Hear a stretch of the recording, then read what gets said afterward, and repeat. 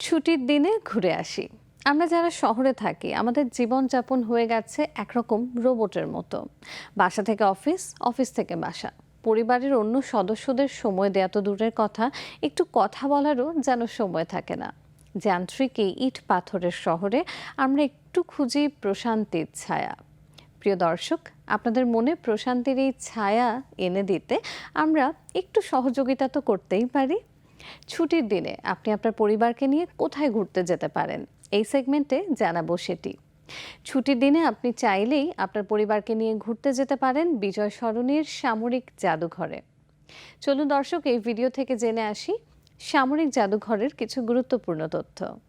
1997 সালের 22 সেপ্টেম্বর ঢাকার বিজয় সরণিতে স্থায়ীভাবে স্থাপিত হয় সামরিক জাদুঘর।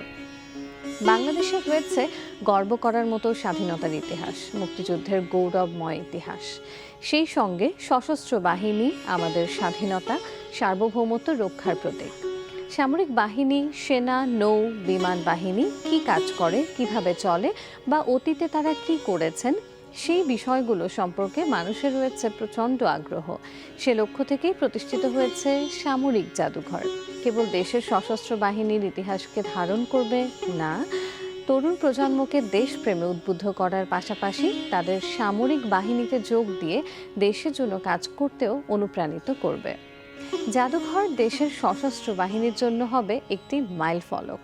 এর মাধ্যমে তরুণ প্রজন্ম ও শিশুরা মহান মুক্তিযুদ্ধের প্রকৃত ইতিহাসের পাশাপাশি মুক্তিযুদ্ধে সশস্ত্র বাহিনীর অবদান সম্পর্কে জানতে পারবে।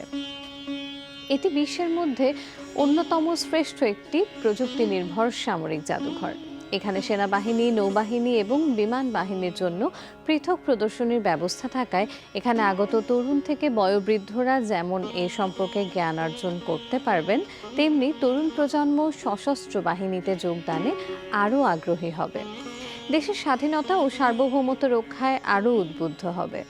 সামরিক জাদুঘর ভাসানী নব থিয়েটারের পশ্চিম পাশে 10 একর জমিতে নির্মাণ করা হয়েছে।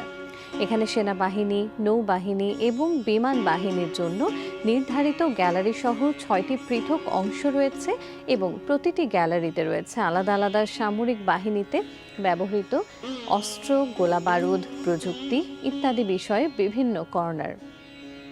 ঐতিহ্যমণ্ডিত ও নান্দনিক জাদুঘরটি সাধারণ মানুষের কৌতূহল মেটানো এবং ইতিহাস সম্বন্ধে বিশদভাবে জানার সুযোগ করে দিয়েছে নিঃসন্দেহে। সামরিক জাদুঘর প্রবেশ করতে জনপ্রতি টিকিট মূল্য মাত্র 100 টাকা। 5 বছর বা তার ছোট শিশুদের প্রবেশে কোনো টিকিটের প্রয়োজন হয় না।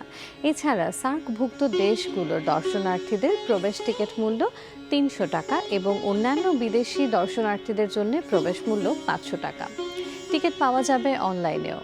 সকালের প্রদর্শনীর সময় সকাল 10টা থেকে দুপুর 1টা, বুধবার ও শুক্রবার বন্ধ থাকবে। বিকেলের প্রদর্শনীর সময় বিকেল 3টে থেকে সন্ধ্যা 6টা, বুধবার বন্ধ। এছাড়া সামরিক জাদুঘরের সাপ্তাহিক বন্ধ বুধবার। একমাত্র ওয়ালটন এসি দিচ্ছে 1 বছরের রিপ্লেসমেন্ট গ্যারান্টি।